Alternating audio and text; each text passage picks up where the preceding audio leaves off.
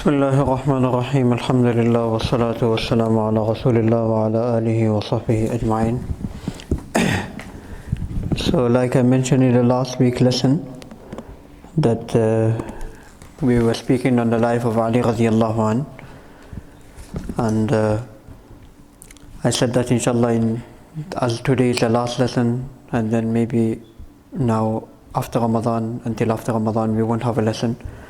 So we were going to talk about the marriage of Ali Rdhiyallahu with the Queen of Jannah Fatima Rdhiyallahu anha.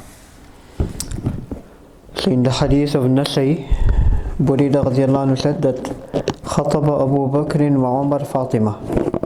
Abu Bakr and Umar Rdhiyallahu anhuma, they both proposed to the Prophet Sallallahu Alaihi Wasallam for Fatima Rdhiyallahu anha. فقال رسول الله صلى الله عليه وسلم إنها صغيرة. But the Prophet صلى الله عليه وسلم said she is young. ثم خطبها علي. Then Ali radiallahu anhu proposed.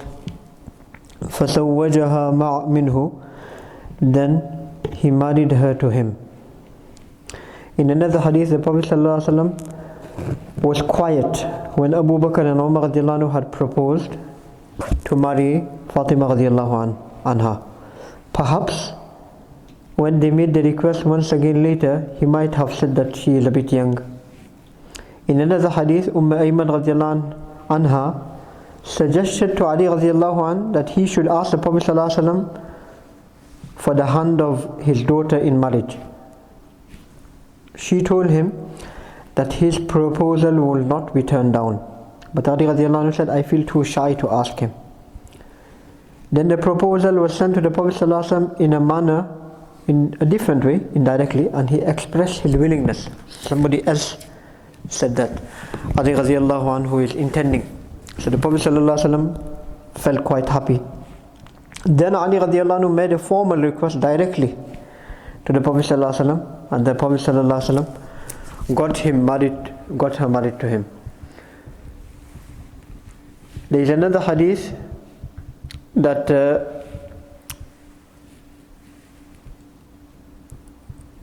in another hadith, the narration goes in a bit of length. First, Abu Bakr radiallahu anhu asked.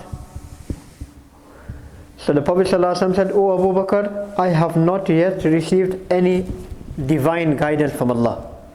See, the Prophet ﷺ in another hadith, he mentions that I didn't get married to any of my wives, and I didn't get any of my daughters married to anyone except with wahi, with revelation which Jibreel alayhi salam came to me with.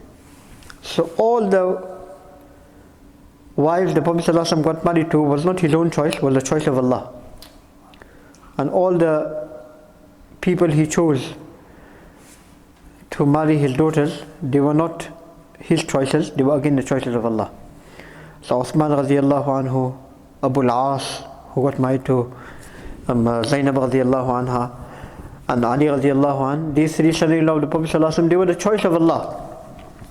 So the Prophet ﷺ and Abu Bakr radiallahu anhu said, I have not received any direct guidance from Allah. Then Umar and some other Quraysh people made similar requests. So the Prophet ﷺ said the same thing. Then some people suggested Ali radiallahu anhu that he should send his proposal. So subhanallah, the Prophet ﷺ said, your proposal is likely to meet approval. So then the Prophet ﷺ called Anas radiallahu anhu and instructed him that bring to me Abu Bakr. Now the proposal is finished. Now it's over. Now can you just imagine how clean the society was? If you propose to an area, to a certain family, and your proposal got rejected, or your proposal they didn't consider, and then somebody else proposed and they went ahead with it, would you even bother going to the nikah? They were clean people. Allah had written for him. It's just the way. So now in order for the nikah to take place, now Anas radiallahu anhu was the khadim of the Prophet sallallahu alaihi wasallam. He stayed in the khidmah of the Prophet sallallahu alaihi wasallam for 10 years.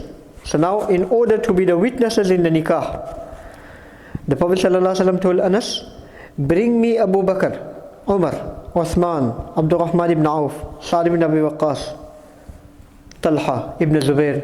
These are all the Ashara Mubashara. And he also named some other people from Ansar. Anas Rdhiyallahu Anhu, he bought all of them, and then they all came and they start facing, the Prophet Sallallahu Alaihi Wasallam. Ali Rdhiyallahu Anhu had gone somewhere. So the Prophet Sallallahu Alaihi Wasallam, then when he came back, then the Prophet Sallallahu Alaihi Wasallam mentioned this khutbah. This was the khutbah which was read by the Prophet Sallallahu Alaihi Wasallam in the nikah of his own daughter Fatima Rdhiyallahu Anha.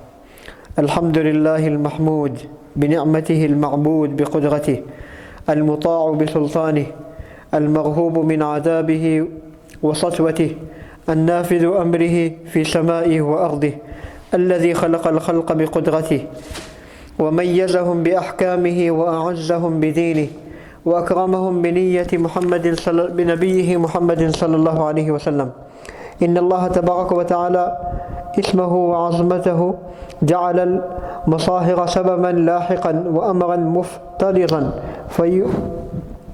أو شجع به الأرحام وألزم للأنام فقال عز وجل من قائل وهو الذي خلق من الماء بشرا فجعله نسبا وصهرا وكان ذلك قديرا وكان ربك قديرا وأمر الله تعالى يجري إلى قضائه وقضائه يجري إلى قدرته ولكل قضاء قدر ولكل قدر أجل ولكل أجل مسمى يمحو الله ما يشاء ويثبت وعنده أم الكتاب.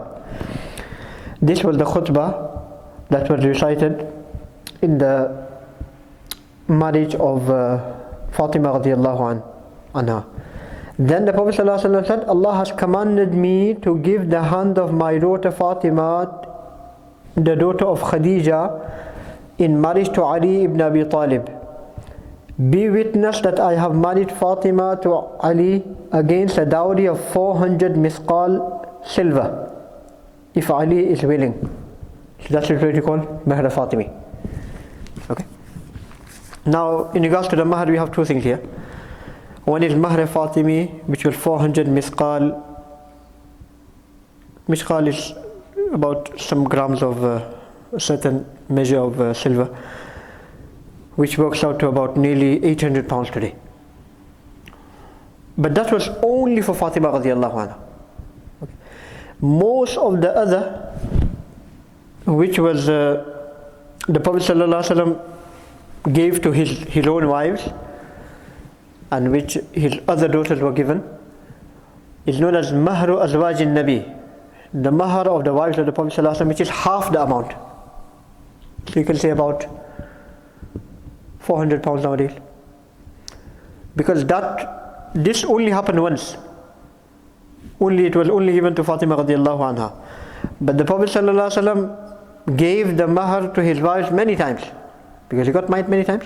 So he gave Mahr. So it was a practice of the Prophet ﷺ on many occasions, and this was only his practice once. So when you measure the two, weigh the two, the ulama, they mention that the Mahr of the wives of the Prophet ﷺ is more stronger and in times more virtuous, because that was practiced more by the Prophet of Allah than the Mahr of Fatima Rdhiyallahu Anha. But this has become the common nowadays. So why, another question may arise, that why has Mahr Fatimi become so famous? Why isn't the Mahr of the wives of the Prophet ﷺ as famous? Although, so again, a lot of things have come into our culture through other influence. Okay? Other influence. So those that give preference to Fatima Rdhiyallahu Anha through Ali Rdhiyallahu An, Ahl Bayt, the family of the Prophet Sallallahu Alaihi Wasallam, through that it has affected our people as well. Don't want to go into the detail, but it does make sense. Then what happened? Then he had some dry dates. They say in Gujarati, karak, dry dates. Sometimes they are a bit too dry, breaks your teeth. So then he bought some dry dates in a platter, and he asked them to just scatter it around. Make sure you don't hit anybody. They were snatching then, there were people who were going for it one after the other, they were sharing it. And then Ali Rdhiyallahu Anhu came and sat near the Prophet ﷺ, who smiled on seeing him and said, Allah has commanded me to marry you to Fatima Rdhiyallahu Anha against 400 mithqal. So Ali Rdhiyallahu Anhu said, I am willing to marry her, O Prophet of Allah. Then the Prophet ﷺ made this dua. جمع الله شملكما وأسعد جدكما وبارك عليكما وأخرج منكما كثيرا طيبا. May Allah bring you two together with love and kind association. May He make the two of you fortunate. May He shower blessings on both of you. May He bestow on you pious, righteous children, offsprings. Amazing. Anas radiallahu anhu, he was sitting there, little boy, he was watching all this. He said, by Allah, Allah gave them very pure and pious children. Until today people are proud, I am Sayyid, from the same family. Of a family of Hassan and Hussein radiallahu anhu. Some people are Hassani, some people are Husseini. One other sunnah, which many people they forget, is the ayah of the Quran.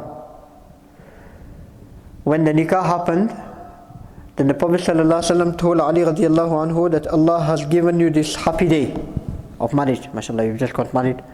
It's a very blessed day for you. So before you share your happiness with anybody and everybody, thank Allah. So the Prophet ﷺ told him to go into the sajda and recite the ayah. رَبِّ أَوْزِعْنِي أَنْ أَشْكُرَ نِعْمَتَكَ الَّتِي أَنْعَمْتَ عَلَيَّ وَعَلَى وَالِدَيَّ وَأَنْ أَعْمَلَ صَالِحًا تَرْضَاهُ وَأَدْخِلْنِي بِرَحْمَتِكَ فِي عِبَادِكَ الصَّالِحِينَ. The verse of Surah An-Naml. That, O Allah, I do your shukr of your blessings upon me and upon your, upon my parents, that you have, given me all these blessings, and that you make me among the pious people. This is the sunnah as well, which we forget. After marriage, a lot of the sunnah, the masjid becomes a meeting place. We should fulfill this sunnah whenever we can. Whenever I have been told here and there to come and do some nikah, then I tell the brother that, brother, please, if you can just read this ayah and fulfill this sunnah. Maybe you may not get this chance to fulfill this sunnah again in your life. Very rarely you may get this day again. Allah knows.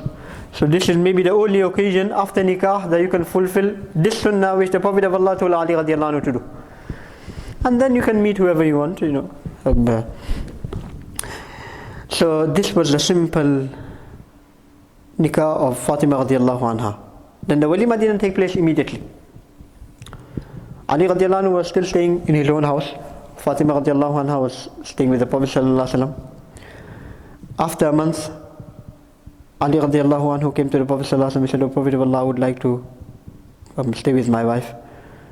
So then the Prophet sallallahu alaihi wasallam himself, according to one narration, took his daughter to the house of Ali radiallahu anhu, or he told Ayman radiallahu anha that take some women and take Fatima radiallahu anha to the house of Ali radiallahu anhu and tell them that I will come and visit them after Isha. So they went, all the women, they went and they left Fatima radiallahu anha in the house of Ali radiallahu anhu. Again, the sunnah is that give your daughter happily to the husband. That is the sunnah. Now, they say people, the whole coach is coming, John, the whole family is coming just to pick the daughter up. That is not the sunnah. It's the other way around. You go and give your daughter. That is how the Prophet ﷺ gave the Queen of Jannah. Queen of Jannah. Then the Prophet then mashallah, such a simple nikah. Then the Prophet ﷺ, he went to the house of Ali radiallahu anhu after Isha. He put Ali radiallahu anhu on one side, he put Fatima radiallahu anha on one side, he sat in between both of them. He put his hands on the forehead of both of them. He made dua. Wallah, bring goodness and put goodness in both of these, bring goodness out of both of these and save them from all types of, that is the sunnah. When you meet one another, when you buy a good new car as well, you should make this dua. The Sunnah of the Prophet ﷺ is that when you buy a new conveyance, transport, then you should also make this dua. Putting your hand on the front of it. Normally before they used to buy animals, which they used to use as transport, so the Prophet ﷺ used to put it on his forehead of the horse or the camel. Allahumma inni as'aluka khayraha. Oh Allah, I ask you the goodness of this new thing I have bought, and the good that it will bring. And I ask your protection from the evil of it and the evil. Because this marriage is now, should be going all the way to Jannah. That's how it should be.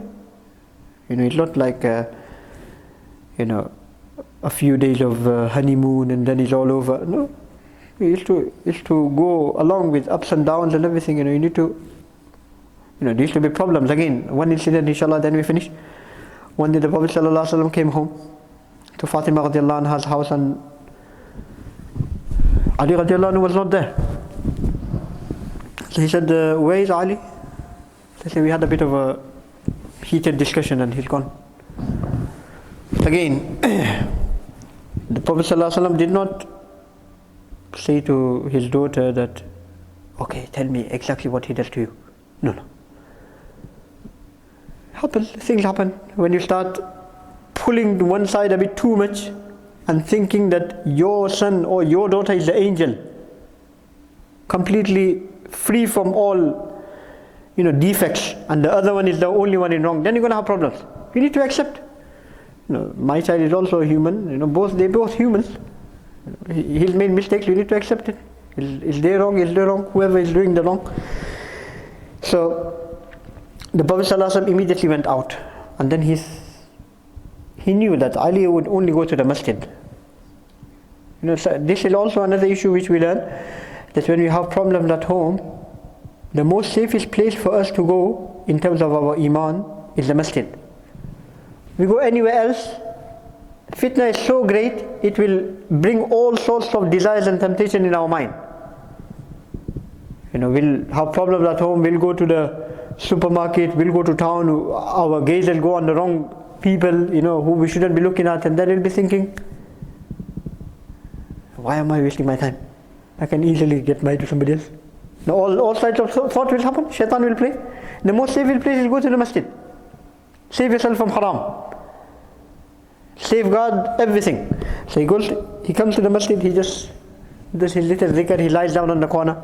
The Prophet ﷺ comes. So now he had dust on him. So the Prophet ﷺ said, Qum ya Aba Turab. O Abu Turab, stand up. So the Prophet Ali Rdhiyallahu anhu used to say that, if anybody calls me Ali, I am happy. But if anybody says to me Abu Turab, or the one of dust, I feel even more happy, because the Prophet of Allah called me this. And then the Prophet ﷺ, walked me back home, didn't say anything on the way. Imagine, if it was us again, we would say, look, who you got as your wife? Queen of Jannah. How many proposals we had? How many people proposed? How lucky you are. None of this. Things happen. Went home, tried to calm the situation down, put Ali Rdhiyallahu anhu on one side again, put Fatima Rdhiyallahu anha on one side, both of them, try to make them happy with each other. And then he made dua to Allah, oh Allah, I am happy with both of these, you also become happy with both of these. So if problems are happening in the marriage of the Queen of Jannah, who's me and you? The problem will happen. But the main thing is that kullum mutarabbisun fatarabbasu. Allah said in the Quran that atasbirun wa kana rabbuka basira. وَجَعَلْنَا بَعْضَكُمْ لِبَعْضٍ فِتْنَةً. We have made each other a test for one another. So the father is a test for his children, the children are a test for his father, the wife is a test for the husband is a test for the wife, the parents are the mother for the father. It's a test for one another. أَتَصْبِرُونَ.